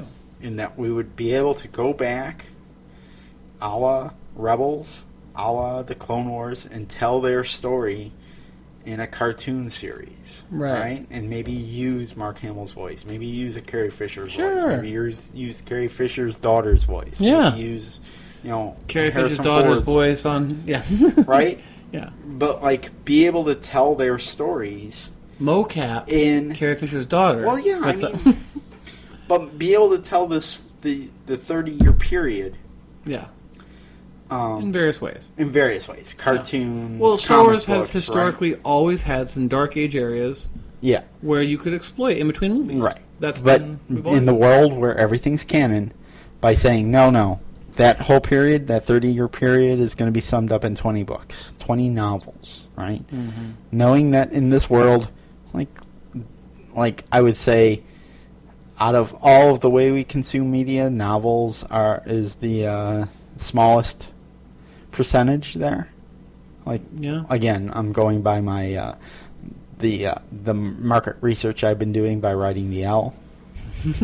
Right? It's like I actually literally watching a guy play an Atari 2600. Yeah. There's more Atari 2600 players in this train than there are novel readers. I've witnessed the guy playing the Atari 2600 and doing a drug deal on the L. Yeah.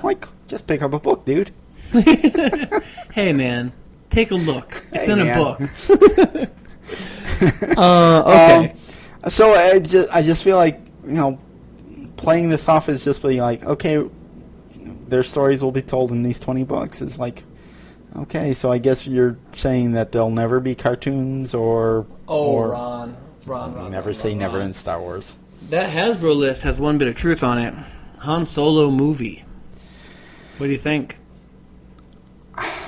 Now, if they find the right guy, I think that's what's hinging that deal from going through. It's like, well, we need to find the guy, right? Here's my thing, and this is my biggest thing with everything about like what's happening now. Yeah, that references the original trilogy. Yeah, and it started with the prequels. Anything you do that involves those characters or their creation somehow changes the original trilogy, right? Sure. Sure. So, if you have something where Han Solo is a rogue, yes, in my mind, the reason we didn't get his story beforehand is because there's not really that much to tell. He's a shitty drug runner. Right. He fucked up on a big drug run. Right. Now his boss is going to kill him. Right. And he doesn't really have anything. Right. Other than his big, hairy hippie buddy. And and that's all that's going on. And through the course of 3 movies, we learn how for him to open up, and like become like, you know, be friends and all this stuff, and take an interest in other people outside of himself and the rewards that gets. And like that's his arc. Yes. He becomes a person yes. over 3 films. Yes. So I'm not necessarily interested to see any adventures. It's kind of like Young Indiana Jones. Like, I'm not necessarily interested to see adventures he had before this that could possibly... I mean, in today's movie thing, it's like there's no way there's not going to be an explosion as big as the Death Star. Right. Or something. Right. You know, like right. some kind of massive thing that's going to make me think, you know, oh, well, he's, you know, seen all this other stuff. Why doesn't he believe in the Force? You know what I mean? Right. Like... And so that's where it gets tricky when you start doing these prequelizing of characters we've already seen. Well, I think that's the thing is like the 20 books that's closing the books on prequels in general. What they're saying is like, look, we know we have to close the gap. Here's how we're going to close the gap. And we're going to move forward from this day on. You're not going to, when you think about Star Wars, you're not going to think about Han Solo and Luke Skywalker. You're going to think about Poe Dameron and Finn and Rey. And I think that's a little bit of wishful thinking. I think that they definitely, just because of one thing, they bought Star Wars because you don't have to explain what Star Wars is. Yeah, right. Because everyone knows what it is. Right. That's the only reason. Like that's right. that's the currency. Like, same with, you know, Batman vs. Superman is more valuable than the Avengers, because the Avengers still requires some kind of explaining. Right. Like, Batman vs. Superman, it's like, everyone knows those two characters and understands the word verse. Right. Like, right. Everyone understands the name Han Solo. Right. No one, even if this movie is super wildly successful, like, you're still only going to get 1 out of 4 people's like, Poe Dameron? Yeah. Oh, is that guy? In the new ones? I haven't seen the new ones, you know? Right. So, like, I think we will see a Han Solo movie, just because of the name value. That's true. It's true. But I don't want it. I think I would much prefer them just to... I think the novels are probably the best place to do that kind of stuff, because you don't have to worry about artistic interpretation. It's all happening in your mind. Right. The words might be off, which goes back to what we're asking earlier in the show is like, what kind of business is Episode 7 going to do? Yeah. You know, is it going to be like I'm starting to wonder, like, are people going to like really be like camped out waiting for it to open, or I don't know like how Star Wars fits into this. I don't know how far Star Wars fits into this pre-marketing blitz world for The Force Awakens. Like, I think that once the marketing blitz ramps up, that'll start to tell the story of how Star Wars fits in. But prior to the marketing blitz ramping up, like, I don't think awareness is really even out there. Oh, yeah. No, certainly, yeah. Right? Yeah. There's a dim awareness that, they're making some new ones. Yeah. So, I don't know. I mean, like, I think it'll do good, obviously, but it's such a different market now, too. It is. Which is why Disney's, like, diversifying it so much, is because, like, I don't think they can realistically just rely on those movies. Those movies have to make... Because you know where this is all leading, right? Live-action TV show. Which we've been rumored since 2000. So, because that's where the creativity happens nowadays. It's not movies, it's TV. Do you remember that though? Yeah. That there was like they announced that they're going to do a cartoon, which turned out to be Clone Wars, right? And a live action. Sure. And that just didn't happen. I mean, yeah, I imagine that we'll get that eventually. I don't know what that'll be, what shape or form it'll be. You know, like. There's still rumors that Rogue One was going to be a heist movie of bounty hunters stealing the Death Star plans, which seems ludicrous to me and totally like fan bait. But yeah, it was supposed to be like a Dirty Dozen, Magnificent Seven. Yeah, like I don't think we're going to get that. No, I think that's fanboy wishing. But I don't think that we need any more stories about the Death Star plans. No. You know what I mean? Right. Like no. I barely need anything more mentioned about the Death Star. Yeah, right. I think we learned that in just what we went through with the EU. Like, no more super weapons that are going to blow up everything and destroy the universe. Because they leave nowhere to go except for a bigger super weapon. Yeah. And after you destroy the planet, it's kind of meaningless. Right. Yeah.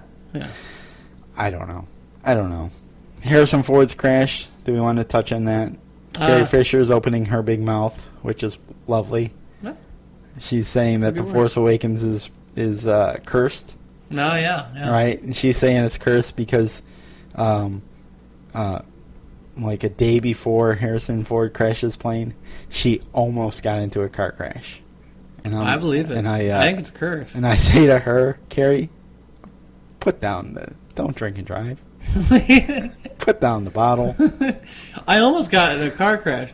The camera slowly pans over to her car. There's clearly blood and a scalp on it. Yeah, right. It's I almost got in a car crash the day before he crashed, the week before he crashed, 2 weeks before he crashed. Come on, Carrie. It's Carrie, get a grip. Clearly, you mowed someone down. No. No, Carrie's done a great job with her recovery and appears to be that's right. Very good. You know why she's doing very good? Because she signed a Disney contract and they're covering it all up. Oh God, she's killed another one. Speaking of Disney, just in a little bit of research I've done, this whole LGBT character that's going to be in the. So you're gonna say LBJ? No, I was like, are we gonna talk about his remains being shot into space? Walt Disney's? Did I get the acronym wrong? No, you got it. LGBT. LGBT. LGBT. All right. The gay character that's going to be in the. The lesbian gay. Lesbian, right? We don't know what type. Right.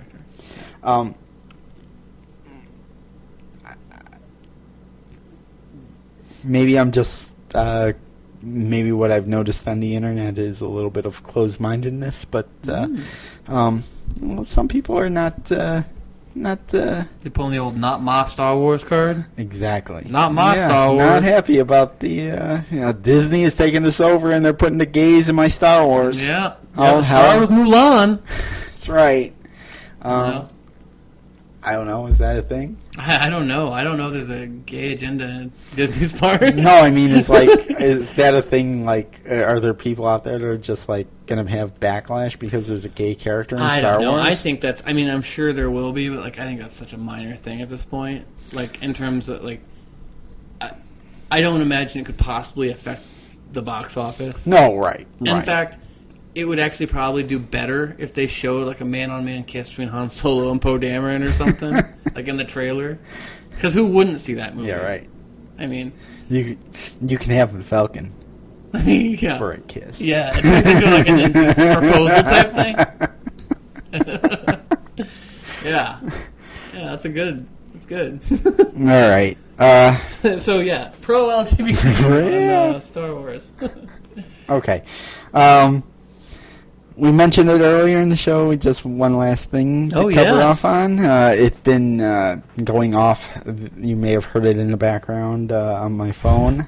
That's what that was. Yeah, the R2D2 announcing that I have a new trading card deal that went well on my trading card app. Topps trading card app for iPhone. I didn't know this was a thing. This is a thing. I knew the Star Wars one, but I didn't realize that Topps has been making their way into the digital realm for years. Yeah, they've got a number of successful trading card apps. Yeah, so Topps is the company that did all the trading cards originally for Star Wars as well as baseball cards. Obviously. If you were a kid in the 1940s, you put them in your baseball you put them in your bicycle spokes. That's right. Makes your bicycle sound like a motorcycle. Yeah. So now they have a trading card app, which is I find very fascinating because it's basically digitizing all those cards that that I collected as a kid. Mm-hmm. They're now digitized on my phone, and I can pull them up and they're mixing collect in new them. Ones now, right? Yeah, a lot of new ones, but basically you're able to kind of trade cards with people on the internet, and I don't know. I'm fascinated by this. They have different colored like edges, like blue edges, yellow edges, red edges. Yes, which the original cards did too. There was different series. They haven't really posted a lot of the original cards, but as you can see from the Force Awakens cards, they have red edges or blue edges, right? And that's how the original cards were as well. These are aping the original card style. So they have red edges. Some of them had orange edges, yellow red edges, blue edges. And they were scenes from the movies. Whereas right now, what we're getting on the cards that we're getting in the app are really just kind of character profiles. Right. Some of them from the movie, but we're not actually getting like action scenes from the movie. We're just getting characters. So are these considered canon, Ron? Yeah. Huh. Yeah, these are all canon. Very good. So there's a pay component to this also, of course. There is a pay component to it. If you are active on the app, you get like 25,000 credits a day, which will allow you to kind of stay active in the app. They describe for it like free. You get like a pack a day for free. Yeah, No bubble gum though. No bubble gum. There's as of yet, there's no scent coming out of my phone that smells like bubble gum. Click that guy. This guy here. Yeah. Yeah. Oh, okay. I didn't know what that was. Yeah, it's kind of a creepy looking Jedi. Yeah. Yeah. Salacious Crumb. It's nice. You click on him, you get a little paragraph or two about the character. This is the first canon paragraph about Salacious Crumb. Well, yeah. I mean, there's been books written about Salacious Crumb, but they're all legends. Yeah. Well, that's all legend. So that's a fun little time passer, huh? Yeah, it's fun. I like it. Have you sunk any cash into it yet? No, not at all. I mean, maybe if they start actually throwing in the original cards that I used to own, maybe. When they start throwing out some more Chase TFA characters, will you start? Well, definitely they are throwing out a lot of Chase cards that are kind of hard to get unless you sink some money into it. But there's a whole trading component. It's very social. People are posting things to trade, and you kind of... I was surprised at how much Fallen Dark Horse. That's good. Yeah. That's someone's username. Fallen Dark Horse. That's funny. Yeah, it's... I was surprised there's a lot of interaction. Like, this is a very popular thing. People are doing it. Seems like it's a big deal, yeah. Of course, here on SW Dog, as longtime listeners will know, we're just waiting for Ron to relapse with the Star Wars collector mentality. Former toy collector. Yeah. It's a matter of time to start sinking that money. I like to think as long as the SW Dog podcast goes on, that will keep me from relapsing. That's right. That's what this podcast is really about. Yes. This podcast is my nicotine patch. Yeah. Well, I think that's probably a good place to button it up. What do you think, Ron? I think so. Yeah. We've done a Cracker Barrel worth of information. There you go. Another fun trip to Watto's Cracker Barrel. That's right. Well, once again, folks, you've been listening to Star Wars Delusions of Granular with JP and Ron.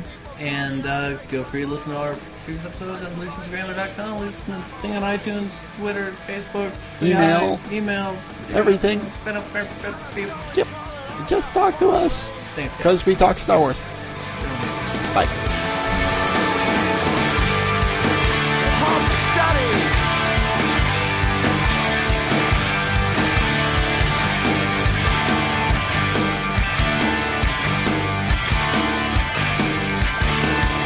A blockbuster summer. Moving pictures got us through to September. They made a movie about me and you. How they made it half nude and half true. There was a blood-sucking summer. I spent half the time trying to get paid for my savior. Swishing through the city center, I did a couple favors for these guys that look like Tusken Raiders.